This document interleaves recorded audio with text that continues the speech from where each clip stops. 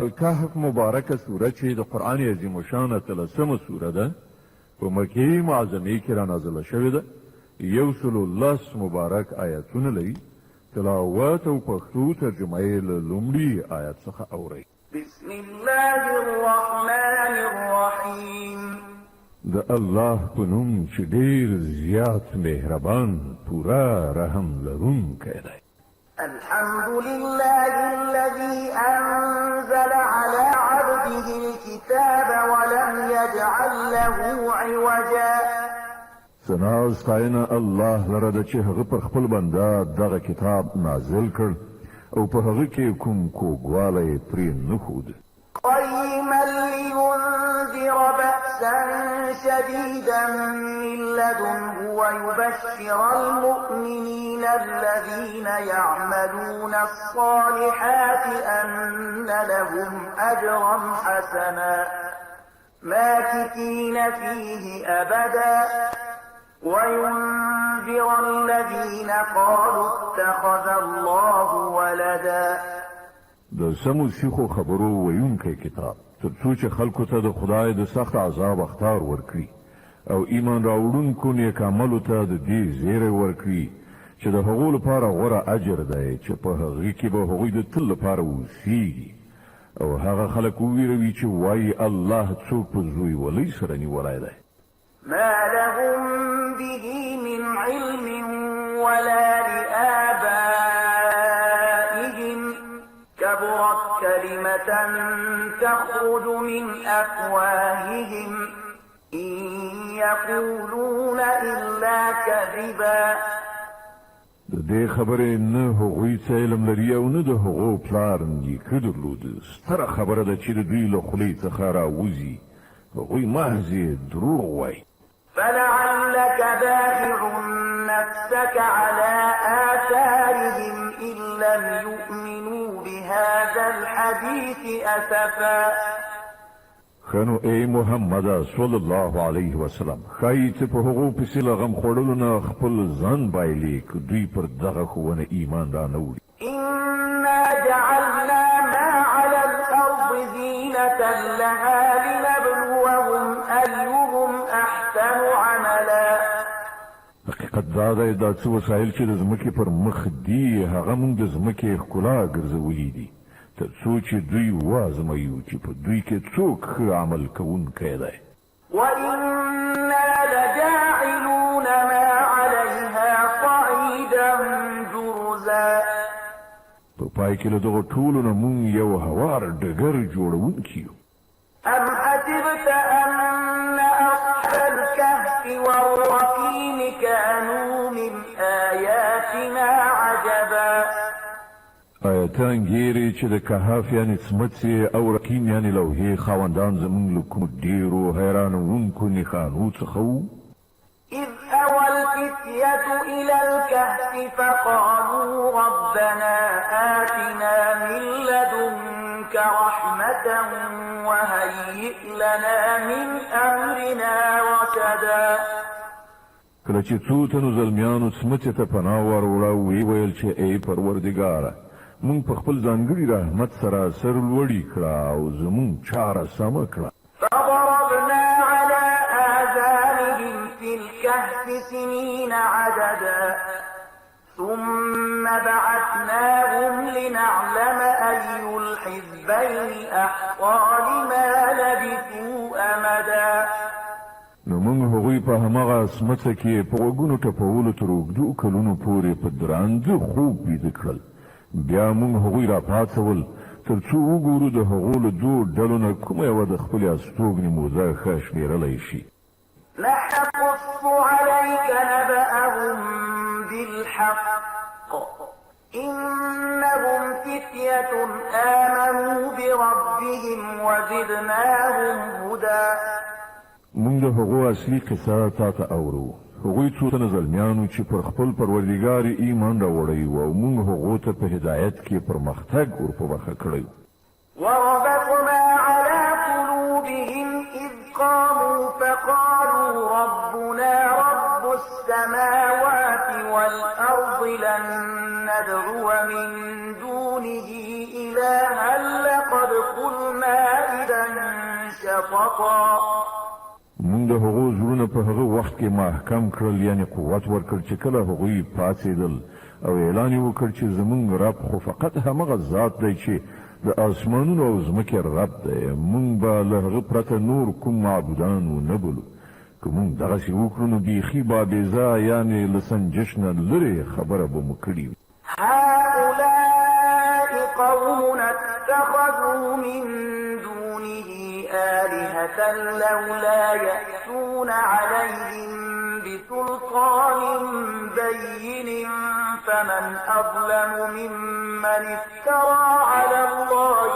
كذبا بیا هغوی په خپل منځو کې سره وویل زموږ دغه قوم خو د کائناتو له رب نه پرته نور په خدای نیولي دي دوی د هغو په معبودوالۍ باندې کوم څرګند دلیل ولې نه راوړي نو له هغه چا نه غټ ظالم به څوک کېدای شي چې پر الله دروغ وتړي وإذ اعتزلتموهم وما يعبدون إلا الله فأووا إلى الكهف ينشر لكم ربكم من رحمته ويهيئ لكم من أمركم مرفقا کچ اوس تاسې له هغو او د هغو له غیر الله معبودانو څخه خپلې اړیکې پرې کړي دي نو زوی فلانۍ سمڅې ته پناه یوسئ ستاسې رب به پر تاسې د خپل رحمت لمن پراخه کړي او ستاسې د کار لپاره به لارې چارې برابرې کړي وترى الشمس إذا طلعت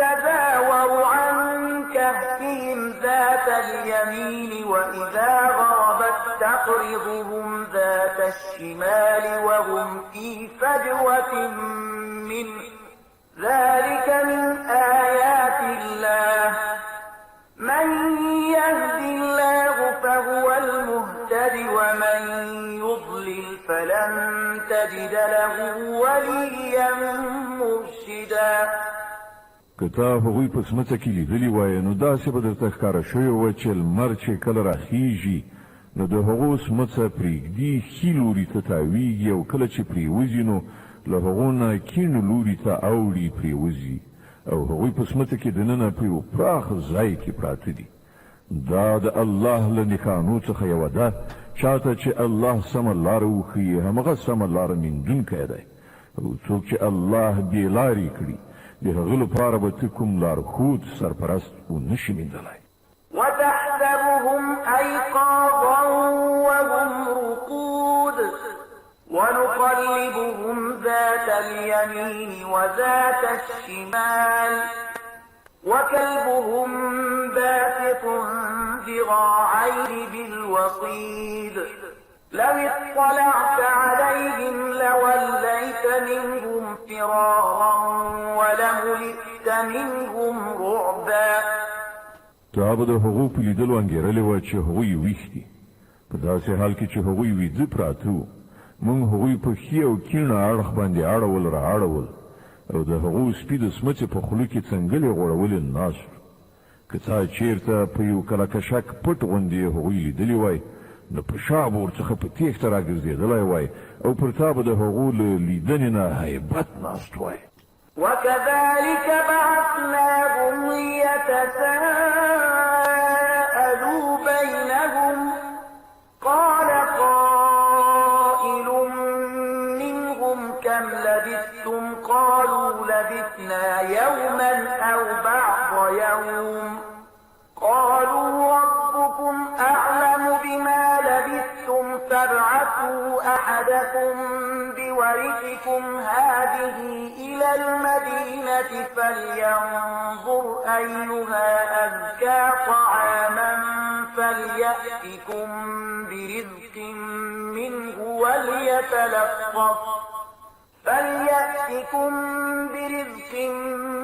وليتلطف ولا يشعرن بكم أحدا او په دغسې حیرانونکې صحنې سره موږ هغوی راپاڅول تر څو په خپلو منځو کې یو څه پوښتنه ګویانه وکړي له هغو نه یو تن پوښتنه وکړه ووایاست څومره ځنډ په دې حال کې پاتې شوي یې نورو ځواب ورکړ ښایي پوره یوه ورځ یا له هغې نه لږ څه کم به پاتې شوي یو بیا هغو وویل الله ښه پوهیږي چې زموږ څومره وخت په دغه حالت کې تیر شو زه اوس له خپلو نه یو تن ته د سپینو زرو دغه سکه ورکړئ، ښار ته یې ولېږئ او هغه دې وګوري چې تر ټولو ښه خواړه چیرته موندل کیږي.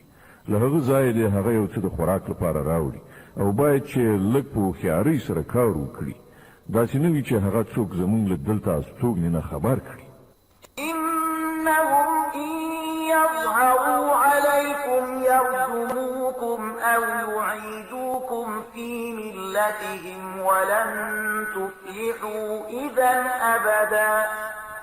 که چیرته د هغو لاس پر مونږ بر شي نو سنګسار به مو کړي یا به مو بیرته په زور خپل دین ته واړوي او که داسې وشول نو مونږ به هېڅکله بری ونه شو موندلی.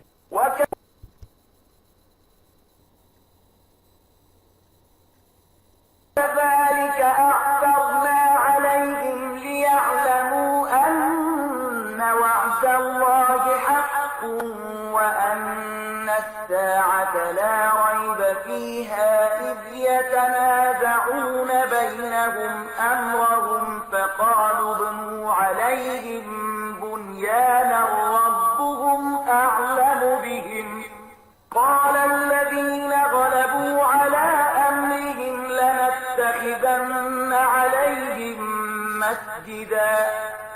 په دې ډول مونږ ښاریان د هغو له حاله خبر کړل تر څو چې خلک وپوهېږي چې د الله وعده رښتونې ده او دا چې د قیامت ساعت به بې له شک شبهه نه راشي. و لږ شان پاملرنه وکړئ چې کله د غور کولو اصلي خبره دا وه په هغه وخت کې هغو په خپلو منځو کې په دې خبره باندې شخړه کوله چې له دغو اصحاب کهفو سره څه وکړی شي.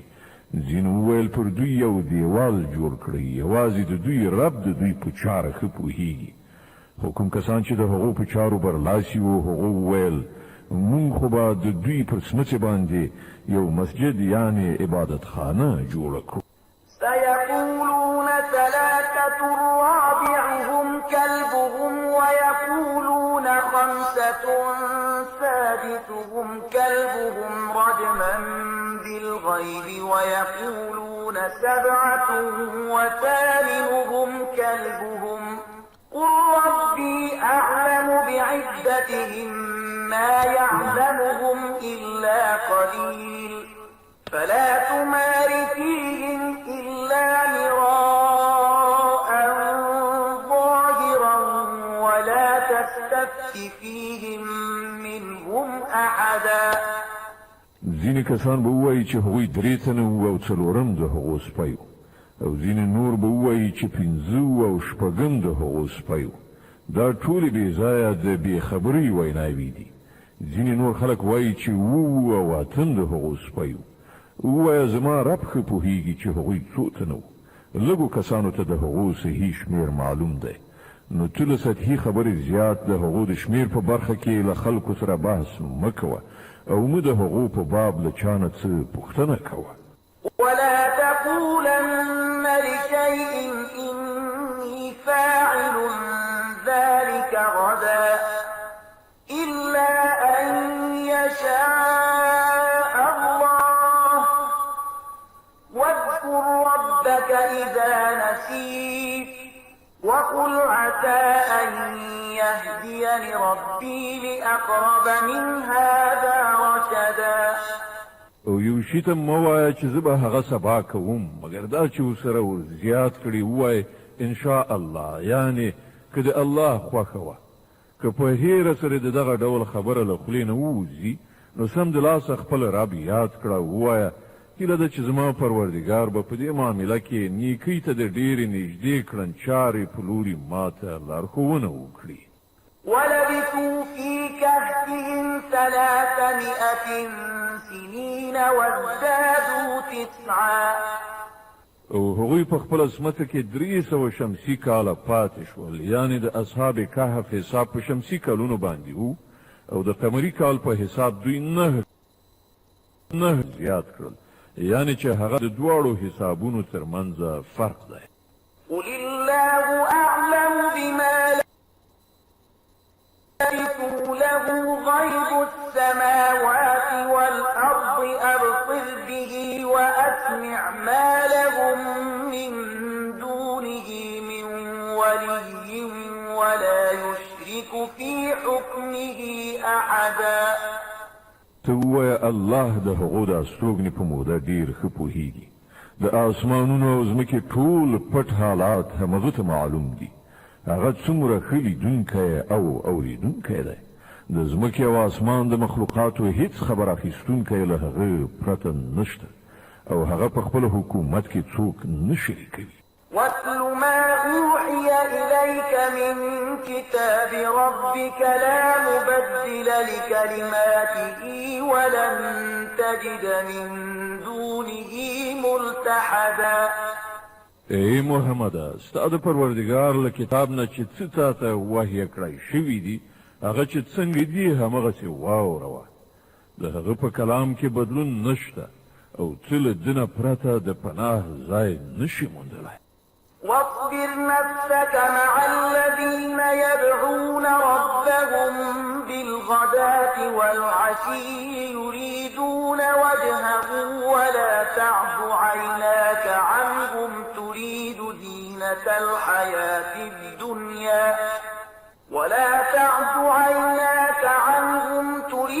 زينة الحياة الدنيا ولا تطع من أغفلنا قلبه عن ذكرنا واتبع هواه وكان أمره فرطا.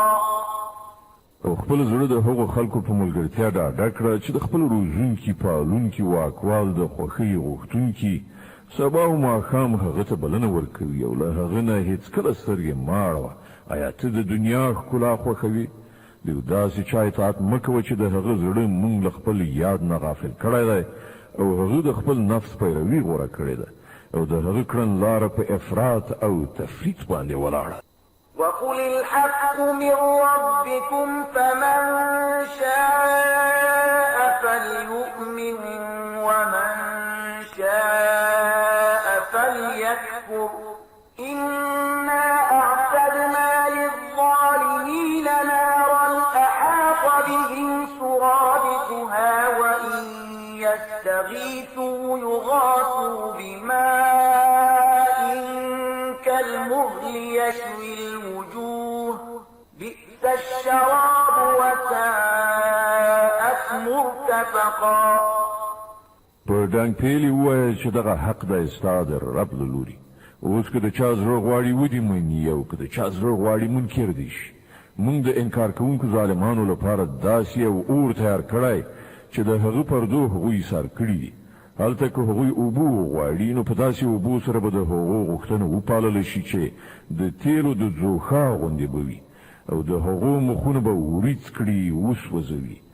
ډېر ناکاره څښاک او ډېر ناوړه استوګنځی.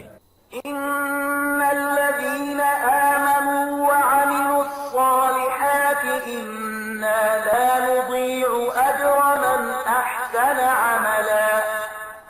پاتې شول هغه کسان چې ویمني او ښه عملونه وکړي نو دا یقیني ده چې موږ د نیکوکارانو اجر نه ضایع کوو.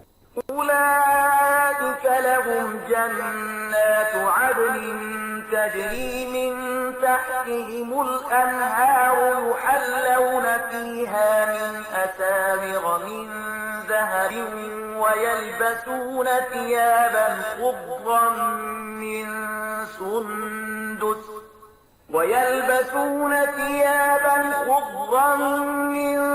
سندس وإستبرق متكئين فيها على الأرائك نعم الثواب وحسنت مرتفقا. د هغو لپاره تل سمسور باغونه دي چې تر هغو لاندې به ویالې بهیږي. هلته به هغوی د سرو زرو په بنګړیو سینګار کړی شي. د نریو ورېښمو اطلسو او مخملو شنې جامې به واغوندي او د هسکو بالښتونو ته به تکیه وهلي کیني. ډېر ښه اجر او د لوړې درجې هستوګنځی. واضرب لهم مثلا رجلين جعلنا لأحدهما جنتين من أعناب وحففناهما بنخل وجعلنا بينهما زرعا. ای محمد صلی الله علیه وسلم، دوی ته یو مثال وړاندې کړه. دوه تنه وو، له هغو نه یوه ته موږ د انګورو دوه باغونه ورکړل او د هغو چارپیر مو د خرماو د ونو قطار جوړ کړ او د هغو په منځ کې مو کرونده پیدا کړه. كلتا الجنتين آتت أكلها ولم تظلم منه شيئا وفجرنا خلالهما نهرا وكان له ثمر فقال لصاحبه وهو يحاوره أنا أكثر منك مالا وأعز نفرا. باغونه خکې را د سمسور شول او په بانیولو کې یو بڅری کموالی هم را نه وست. دننه په هغو باغونو کې مونږ یوه ویاله وبهوله او هغه ته ښه حاصلات ورکړل. د دغو شیانو په میندلو یوه ورځ هغه خپل ګاونډي ته په خبرو اترو کې وویل زه له تا نه زیات شتمن یم او له تا نه زیات قوي کسان لرم. ودخل جنته وهو ظالم لنفسه قال ما أظن أن تبيد هذه أبدا وما أظن الساعة قائمة ولئن رددت إلى ربي لأجدن خيرا منها منقلبا. بیا هغه خپل باغ ته ننوت او د خپل نفس په حق کې تیری کوونکی شو. ویې ویل زه دا نه ګڼم چې دغه شتمني به یو وخت فنا شي او زما باور نشته چې د قیامت ساعت به کله راشي. بیا هم که کله د خپل رب حضور ته زما ورګرځېدل شول نو ارومرو به له دې نه هم زیات شاندار ځای ومومم. قال له صاحبه وهو يحاوره أكفرت بالذي خلقك من تراب ثم من نطفة ثم سواك رجلا. د هغه ګاونډي په خبرو اترو کې هغه ته وویل آیا ته په هغه ذات کافر کېږي چې هغه ته له خاورې او بیا له نطفې څخه پیدا کړې او ته یو بشپړ سړی جوړ کړې. لكن هو الله ربي ولا أشرك بربي أحدا. پاتې شوم زه نو زما رب خو همغه الله دی او زه له هغه سره هیڅوک نه شریک. ولولا إذ دخلت جنتك قلت ما شاء الله لا قوة إلا بالله إن ترني أنا أقل منك مالا وولدا فعسى ربي أن يؤتيني خيرا من جنتك ويرسل عليها حسبانا من السماء فتصبح صعيدا زلقا أو يصبح ماؤها غورا فلن تستطيع له طلبا. او کله چې ته خپل باغ ته ننوتلې نو په هغه وخت کې ستا له خولې نه دا ولې راونوتل چې دا همغه شی دی چې خدای غوښتی دی، پرته له خدای بل قدرت نشته. که ته ما په مال او اولاد کې له خپله ځانه ټیټ ویني نو لرې نه ده چې زما رب ما ته ستا له جنت یعنې باغ نه ډېر غوره را په برخه کړي او ستا په باغ باندې له اسمانه کوم آفت راولېږي چې په هغه سره هغه سپېره ډاګ جوړ شي یا د هغه اوبه په ځمکه کې پرېوځي او بیا ته هغه په هیڅ شان راو نشي ویسته. وأحيط بثمره فأصبح يقلب كفيه على ما أنفق فيها وهي خاوية على عروشها ويقول يا ليتني لم أشرك بربي أحدا. په پای کې داسې وشول چې د هغه ټوله میوه تباه شوه او هغه د خپلو انګورو باغونه په څپرو باندې چپه غورځېدلي ولیدل. په خپل لګښت باندې چې په هغه باغ کې کړی و لاسونه یو په بل ومخل او ویې ویل چې کاشکې ما له خپل پروردګار سره څوک شریک نه وای ګڼلی. ولم تكن له فئة ينصرونه من دون الله وما كان منتصرا هنالك الولاية لله الحق هو خير ثوابا وخير عقبا.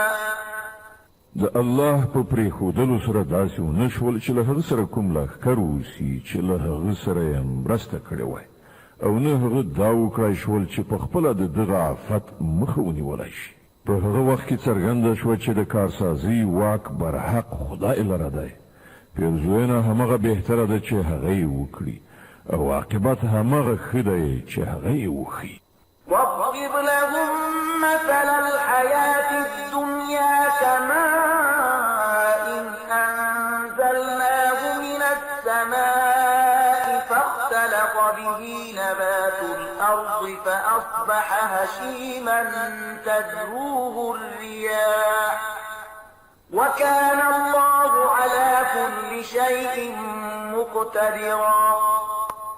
او ای پیغمبر صلی الله علیه وسلم، دوی ته د دنیا د ژوندانه حقیقت په دې مثال سره وپوهوه چې نن موږ له اسمانه اوبه وورولې، نو د ځمکې شنیلی ښه زرغون شو، او سبا همغه شنیلي بوس شول چې بادونه یې په هوا وړي. الله په هر څه باندې قادر دی.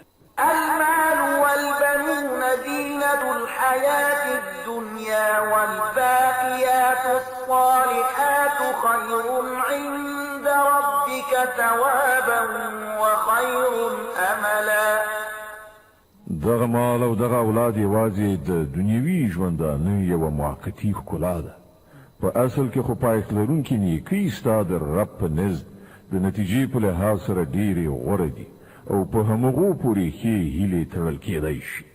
ويوم نسير الجبال وترى الأرض بارزة وحشرناهم فلم نغادر منهم أحدا. اندېښنه د هغې ورځې په کار ده چې کله مونږ غرونه وخوځو او ته ځمکه بیخي له غړه ومومې، او مونږ به ټول انسانان په دغه ډول تر محاصرې لاندې راټول کړو چې له مخکنیو وروستنیو نه یو به هم پرې نږدو. وعرضوا على ربك صفا لقد جئتمونا كما خلقناكم أول مرة بل زعمتم أن لن نجعل لكم موعدا. او ټول به ستا د رب حضور ته لیکي وړاندې کړی شي. دا دی وګورئ راغلی که نه، تاسې مونږ ته په همغه شان لکه چې مونږ تاسې لومړی ځل پیدا کړي وئ. تاسې خو دا ګڼلې وه چې مونږ ستاسې لپاره د کومې وعدې وخت نه دی ټاکلی. ووضع الكتاب فترى المجرمين مشفقين مما فيه ويقولون يا ويلتنا ما لهذا الكتاب لا يغادر صغيرة ولا كبيرة إلا أحصاها ووجدوا ما عملوا حاضرا ولا يظلم ربك أحدا. او د عملنامې کتاب به مخې ته کېښودل شي. په هغه وخت کې به ته وګورې چې مجرمان به د خپل ژوند د کتاب ثبت شوو چارو نه ویریدونکي وي، او ویونکي به وي چې هاي زمونږ بده بخته، دا څنګه کتاب دی چې زمونږ هیڅ وړوکی غټ حرکت داسې نه دی پاتې چې په ده کې درد شوی نه وي. هر څه چې هغوی کړي وو هغه ټول به خپلې مخې ته حاضر ومومي، او ستا رب به پر هیڅ چا یو بڅری ظلم ونه کړي. وإذ قلنا للملائكة اسجدوا لآدم فسجدوا إلا إبليس كان من الجن ففسق عن أمر ربه أفتتخذونه وذريته أولياء من دوني وهم لكم عدو بئس للظالمين بدلا. یاد کړه چې کله مونږ پرښتو ته وویل چې آدم علیه السلام ته سجده وکړئ، نو هغوی سجده وکړه، خو ابلیس ونه کړه. هغه له پیریانو څخه و، ځکه د خپل رب د حکم له منلو نه ووت. اوس آیا تاسې له ما څخه پرته هغه او د هغه زوزات خپل سرپرستان نیسئ، په داسې حال کې چې هغوی ستاسې دښمنان دي؟ ډېره ناوړه بدله ده چې ظالمان یې غوره کوي. ما أشهدتهم خلق السماوات والأرض ولا خلق أنفسهم أنفسهم وما كنت متخذ المضلين عضدا.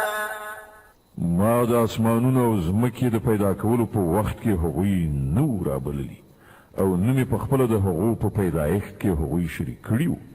زما دا کار نه دی چې ګمراه کوونکي خپل مرستیالان وګرځوم. ويوم يقول نادوا شركائي الذين زعمتم فدعوهم فلم يستجيبوا لهم وجعلنا بينهم موبقا. او دغه کسان به په هغه ورځ څه وکړي چې د دوی رب دوی ته ووایي چې اوس هغه هستۍ راوبلئ چې هغه مو له ما سره شریکان ګڼلي وو. دوی به هغه وبلي خو هغوی به د دوی مرستې ته رانشي او موږ به د هغو په منځ کې د تباهۍ همدا یوه کنده شریکه کړو. ورأى المجرمون النار فظنوا أنهم مواقعوها ولم يجدوا عنها مصرفا. ټول مجرمان به په هغه ورځ اور وویني او بانګیري چې اوس هغوی پکې لویدونکي دي او هغوی به له هغه څخه د ژغورل کېدو هیڅ د پناه ځای ونه مومي. ولقد صرفنا في هذا القرآن للناس من كل مثل وكان الإنسان أكثر شيء جدلا. مونږ په دې قرآن کې خلق په هر ډول وپوهول خو انسان ډیر زیات جګړه مار دی. وما منع الناس أن يؤمنوا إذ جاءهم الهدى ويستغفروا ربهم إلا أن تأتيهم سنة الأولين أو يأتيهم العذاب قبلا. هغو ته چې کله هدایت راغی نو د هغه له منلو او د خپل رب له حضور څخه له بخښنې غوښتلو نه هغوی څه شي منع کړل. له دې پرته نور هیڅ نه دي چې له هغو سره همغه څه وشي چې له مخکنیو قومونو سره شوي دي یا دا چې هغوی عذاب مخامخ راتلونکی وویني. وما نرسل المرسلين إلا مبشرين ومنذرين ويجادل الذين كفروا بالباطل ليدحضوا به الحق واتخذوا آياتي وما أنذروا هزوا. مونږ پیغمبران له دې کار نه پرته د کوم غرض لپاره نه لیږو چې هغوی د زیري ورکولو او اخطار ورکولو دنده سرته ورسوي. خو د کافرانو حال دا دی چې هغوی د باطل وسله راخیستې د حق د ټیټساري ښودلو هڅه کوي او هغوی زموږ آیاتونه او هغه اخطارونه چې ورکړل شول ټوکې ګڼلي دي. ومن أظلم ممن ذكر بآيات ربه فأعرض عنها ونسي ما قدمت يداه إنا جعلنا على قلوبهم أكنة أن يفقهوه وفي آذانهم وقرا وإن تدعهم إلى الهدى فلن يهتدوا إذا أبدا. او له هغه چا نه غټ ظالم بل څوک دی چې هغه ته د هغه د پروردګار د آیاتونو په اورولو نصیحت وشي او هغه ورڅخه مخ واړوي او هغه ناوړه عاقبت هیر کړي چې د هغه سرشته یې د ځان لپاره په خپلو لاسونو سره کړې ده. کومو کسانو چې دغه کړن لاره کړې ده د هغو پر زړونو مونږ داسې پوښ اچولی دی چې نه پرېږدو هغه د قرآن په خبرو وپوهیږي او د هغو په غوږونو کې مو کوڼوالی پیدا کړی دی. ځکه هغوی هر څومره د هدایت خواته وبلي هغوی به په دې حالت کې هیڅکله سمه لاره ونه مومي. وربك الغفور ذو الرحمة لو يؤاخذهم بما كسبوا لعجل لهم العذاب بل لهم موعد لن يجدوا من دونه موئلا. ستا رب خورا بخونکی او رحم کوونکی دی. هغه که د دوی په کړو وړو باندې د دوی مؤاخذه کول غوښتلی نو سم د لاسه به یې عذاب لیږلی وای خو د دوی لپاره د وعدې یوه نیټه ټاکل شوې ده او دوی به له هغې نه د ځان ژغورلو او تېښتې هیڅ لاره ونه مومي. وتلك القرى أهلكناها أهلكناهم لما ظلموا وجعلنا لمهلكهم موعدا. دا په عذاب اخته شوي کلي ستاسې تر نظر لاندې موجود دي. دوی چې کله ظلم وکړ نو موږ دوی هلاک کړل او د دوی هر یو د هلاکت لپاره موږ نیټه ټاکلې وه. وإذ قال موسى لفتاه لا أبرح حتى أبلغ مجمع البحرين أو أمضي حقبا. دوی ته لږ هغه قصه واوروه چې موسی علیه السلام ته پیښه شوې وه. کله چې موسی علیه السلام خپل خدمتګار ته ویلي و چې زه به تر هغه خپل سفر پای ته ونه رسوم تر څو چې د دواړو سیندونو یو ځای کېدو حد ته ونه رسېږم، که نه نو زه به تر ډېره وخته پورې همداسې روان یم. فلما بلغا مع بينهما نسيا حوتهما فاتخذ سبيله في البحر سربا. نو کله چې هغوی دواړه د هغو دواړو سیندونو د یو ځای کېدو حد ته ورسېدل نو له خپل ماهي نه غافل شول او هغه په داسې شان په سیند کې لاړ لکه چې کومه پخه لاره جوړه شوې وي. فلما جاوزا قال لفتاه آتنا غداءنا لقد لقينا من سفرنا هذا نصبا. وړاندې چې لاړل موسی علیه السلام خپل خدمتګار ته وویل راوړه زموږ سباناری د نن ورځې په سفر کې خو موږ ډېر زیات ستومانه شوي یو.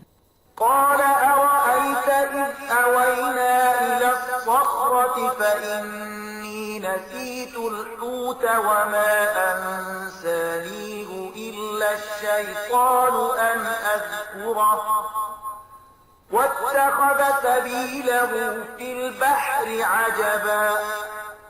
خدمتګار وویل ته ولیدل دا څه وشول؟ کله چې موږ د هغه کټ سره دمه جوړه کړې وه په هغه وخت کې ماهي ته زما پام نه شو او شیطان زه داسې په غفلت کې واچولم چې تا ته د هغه یادول راڅخه هیر شول. ماهي خو په عجیبه ډول ووت په سیند کې لاړ.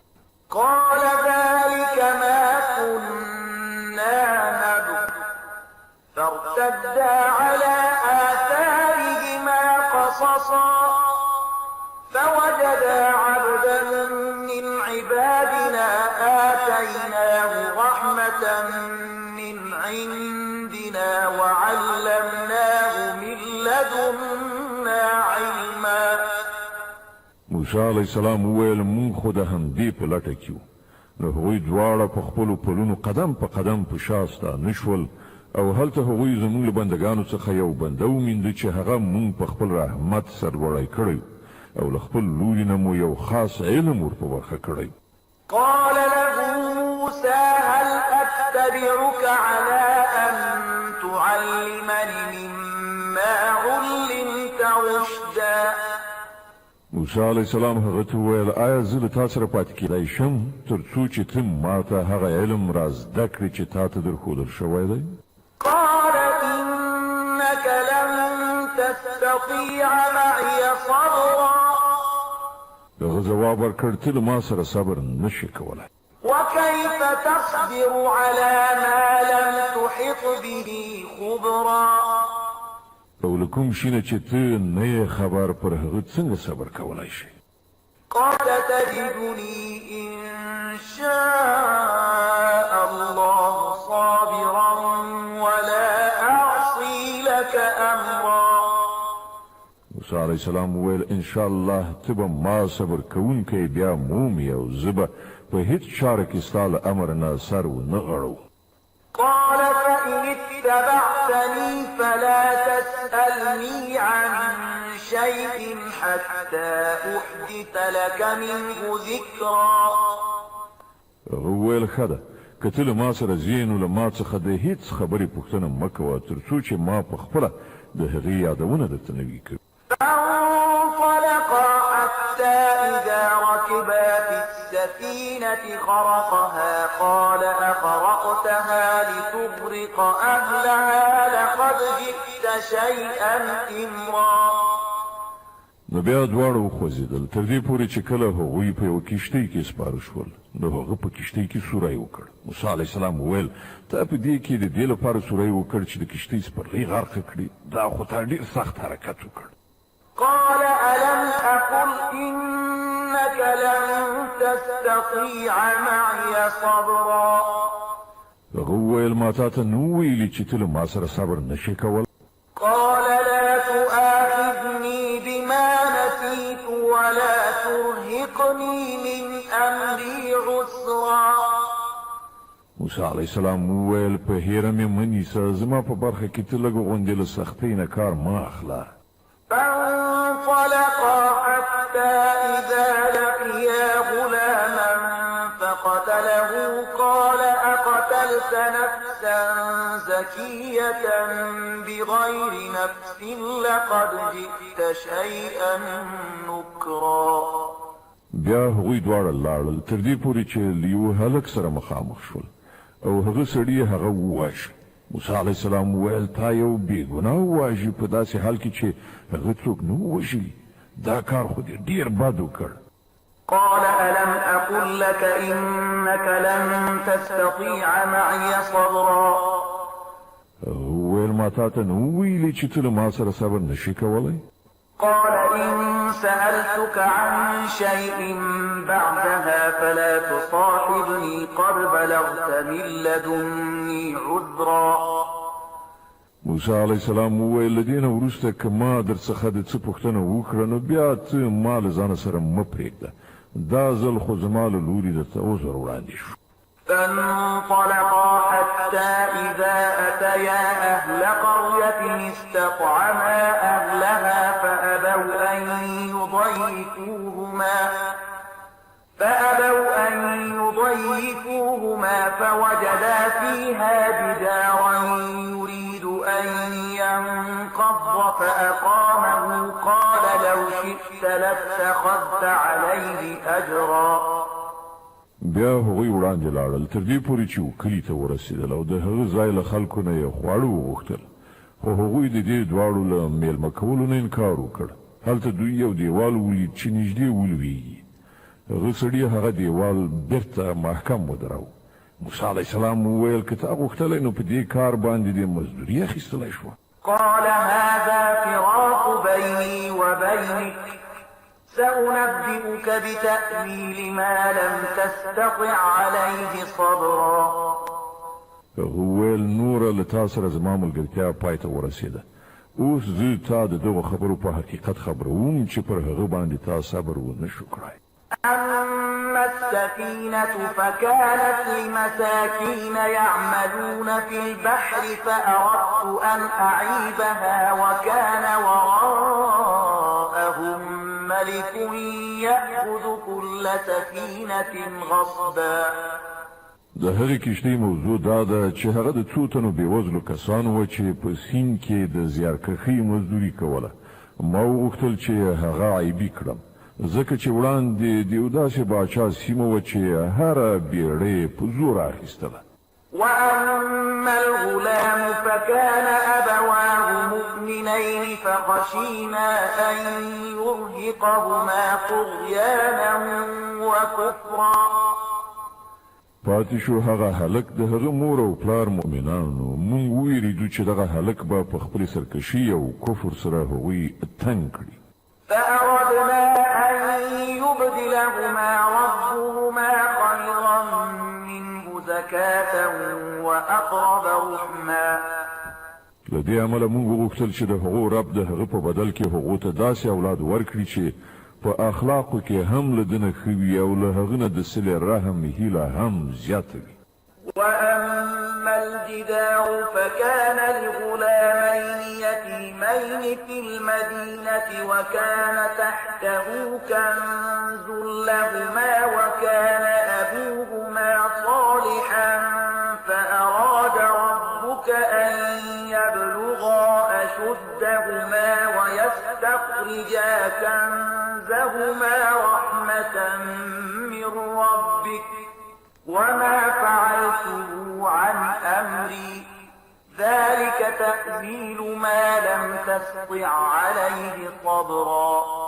او د دغه دیوال معاملات دا ده چې دا د دوه یتیمانو هلکانو دی چې په دغه ښار کې اوسېږي. تر دغه دیوال لاندې د دغو ماشومانو لپاره یوه خزانه ښخه ده او د هغو پلار یو ښه سړی و.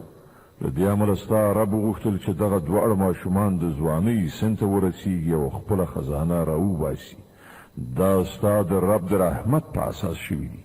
ما په خپل سر څه نه دي کړي. دا دی د هغو خبرو حقیقت چې تا پرې صبر ونه شو کړی. ويسألونك عن ذي القرنين قل سأتلو عليكم منه ذكرا. او اے محمد صلی الله علیه وسلم دوی له تانه د ذوالقرنین په باب پوښتنه کوي. دوی ته ووایه زه به د هغه څه حال تاسې ته واورم.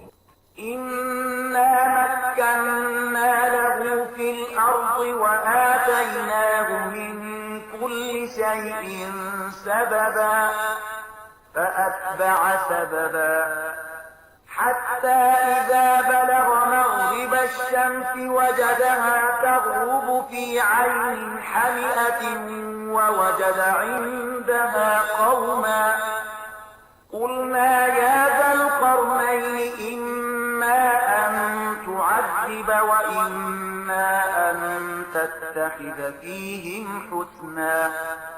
مونږ هغه ته په ځمکه کې قدرت ورکړی او هر ډول وسایل او اسباب مو وربښلي. هغه لومړی د لویدیځ خواته د یو اقدام اسباب برابر کړل ان تر دې پورې چې کله هغه د لمر پریواتو تر حده ورسېدو نو هغه لمر په تورو اوبو کې ډوبېدونکی ولید او هلته یو قوم وموند. مونږ وویل ای ذوالقرنینه ته دا وس هم لري چې دوی په تکلیف کړي او دا هم چې ښه چارچلند ورسره وکړي.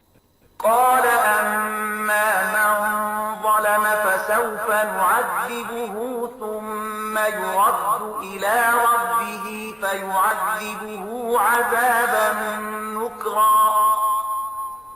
هغه وویل څوک چې له دوی نه ظلم وکړي مونږ به هغه ته سزا ورکړو. بیا به هغه د خپل رب لوري ته ورګرځول شي او هغه به ورته لا سخته سزا ورکړي. وأما من آمن وعمل صالحا فله جزاء الحسنى وسنقول له من أمرنا يسرا. او له دوی نه چې څوک ایمان راوړي او ښه عمل وکړي د هغه لپاره غوره مکافات دی او موږ به ورته اسانه حکمونه ورکړو. ثم أتبع سببا حتى إذا بلغ مطلع الشمس وجدها تطلع على قوم لم نجعل لهم من دونها سترا كذلك وقد أحطنا بما لديه خبرا. بیا هغه د یو بل اقدام تیاری ونیو تر دې پورې چې د لمر خاته حد ته ورسېد. هلته یې ولیدل چې لمر په یو داسې قوم باندې راخیږي چې مونږ د هغه لپاره له تودوخې نه د ژغورل کېدو څه لاره چاره نه ده برابره کړې. د هغو دغه حال او له ذوالقرنین سره چې څه وو په هغه باندې مونږ پوهېدلو. ثم أتبع سببا حتى إذا بلغ بين السدين وجد من دونهما قوما لا يكادون يفقهون قولا. بیا هغه د یو بل اقدام لارې چارې برابرې کړې تر دې پورې چې کله د دوه غرونو منځ ته ورسېد نو له هغو سره هغه یو داسې قوم بیا موند چې په ډېره سختۍ سره په کومه خبره پوهېده. قالوا يا ذا القرنين إن يأجوج ومأجوج مفسدون في الأرض فهل نجعل لك خرجا على أن تجعل بيننا وبينهم سدا. هغو خلکو وویل چې ای ذوالقرنینه یاجوج او ماجوج په دې سیمه کې فساد خوروي نو آیا مونږ تا ته د دې لپاره څه محصول درکړو چې ته زمونږ او د هغو په منځ کې یو بند واچوي؟ قال ما مكنني فيه ربي خير فأعينوني بقوة أجعل بينكم وبينهم ردما. هغه وویل څه چې زما پروردګار ما ته را په برخه کړي دي هغه ډېر دي. تاسې په بشري قوا له ما سره مرسته وکړئ زه ستاسې او د هغو په منځ کې بند اچوم. آتوني زبر الحديد حتى إذا ساوى بين الصدفين قال انفخوا حتى إذا جعله نارا قال آتوني أفرغ عليه قطرا. ما ته آهن چادر راوړی، په پای کې چې کله هغه د دواړو غرونو ترمنځ کنډو ډک کړ نو خلکو ته یې وویل چې اوس اور بل کړئ، تر داسې اندازې پورې چې کله دغه اوسپنې دیوال بیخي لکه د اور په شان سور شو. نو هغه وویل راوړئ چې اوس په دې باندې ویلي کړي مس وڅڅوو. فما استطاعوا أن يظهروه وما استطاعوا له نقبا. دغه بند داسې و چې یاجوج ماجوج ورباندې نشوی راختلی او په هغه کې سوری کول له دې نه هم ورته زیات ګران. قال هذا رحمة من ربي فإذا جاء وعد ربي جعله دكاء وكان وعد ربي حقا. ذوالقرنین وویل دا زما د پروردګار رحمت دی، خو کله چې زما د رب د وعدې نیټه را رسیږي نو دا به میده میده هوار کړي او زما د پروردګار وعده حقه ده. وتركنا بعضهم يومئذ يموج في بعض ونفخ في الصور فجمعناهم جمعا وعرضنا جهنم يومئذ للكافرين عرضا. الذين كانت أعينهم في غطاء عن ذكري وكانوا لا يستطيعون سمعا. او په هغه ورځ به مونږ خلک پرېږدو چې د سمندر د څپو غوندې په خپلو منځو کې سره وپرځوي او شپېلۍ پوکړی شي او مونږ به ټول انسانان یو ځای راغونډ کړو او همغه ورځ به وي چې مونږ دوزخ کافرانو ته ور مخې ته کړو، د هغو کافرانو مخې ته چې زما د نصیحت خوا ته ړانده شوي وو او د څه شي اورېدلو ته له سره تیار نه وو. أفحسب الذين كفروا أن يتخذوا عبادي من دوني أولياء إنا أعتدنا جهنم للكافرين نزلا. نو آیا دغه خلک چې کفر غوړه کړی دی دا یې ګڼلې ده چې له ما څخه پرته زما بندگان خپل کارسازان ونیسي؟ مونږ د دغسې کافرانو د میلمستیا لپاره دوزخ تیار کړی دی. قل هل ننبئكم بالأخسرين أعمالا الذين ضل سعيهم في الحياة الدنيا وهم يحسبون أنهم يحسنون صنعا. ای محمد صلی الله علیه وسلم دوی ته ووایه آیا مونږ تاسې ته وښیو چې په خپلو عملونو کې تر ټولو زیات ناکام او نامراده خلک څوک دي؟ هغه چې په دنیوي ژوندانه کې هلې ځلې له سمې لارې منحرفې شوې او انګېرلې ده چې د هغو ټول کړه وړه ښه دي. أولئك الذين كفروا بآيات ربهم ولقائه فحبطت أعمالهم فلا نقيم لهم يوم القيامة وزنا.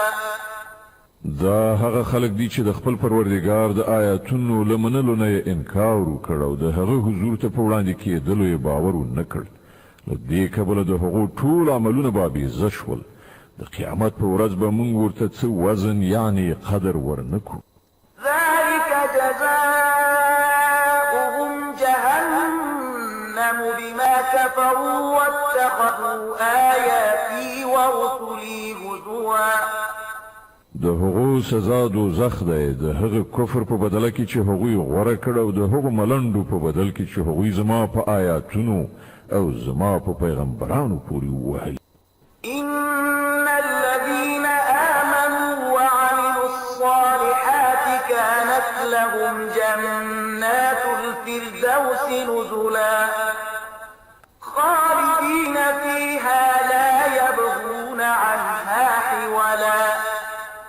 البته کوم کسانو چې ایمان راوړ او ښه عملونه یې وکړل د هغو میلمستون به د فردوس باغونه وي چې هغوی به پکې د تل لپاره اوسیږي او هیڅکله به له هغه ځایه وتل او چېرته تلل د هغو زړه ونه غواړي.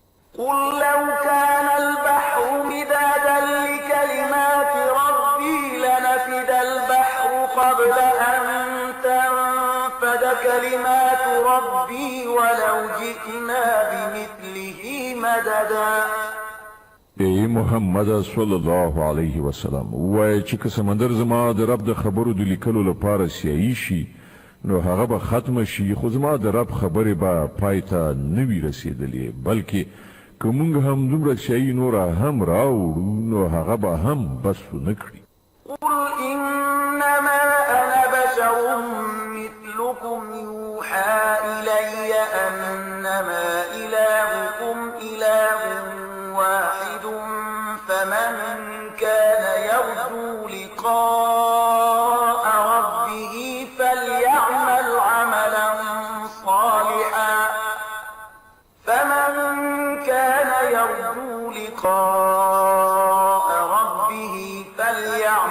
عملا صالحا ولا يشرك بعبادة ربه أحدا. ای محمد صلی الله علیه وسلم وایه چې زه خو ستاسې په څیر یو انسان یم ما ته وحی کیږي چې ستاسې خدای همدا یو خدای دی نو څوک چې له خپل پروردګار سره د یو ځای کېدو په هیله وي هغه ته پکار ده چې ښه عمل وکړي او په بندګۍ کې له خپل رب سره بل څوک شریک نه کړي. صدق الله العظيم. الله ستر رښتیا ویونکی دی.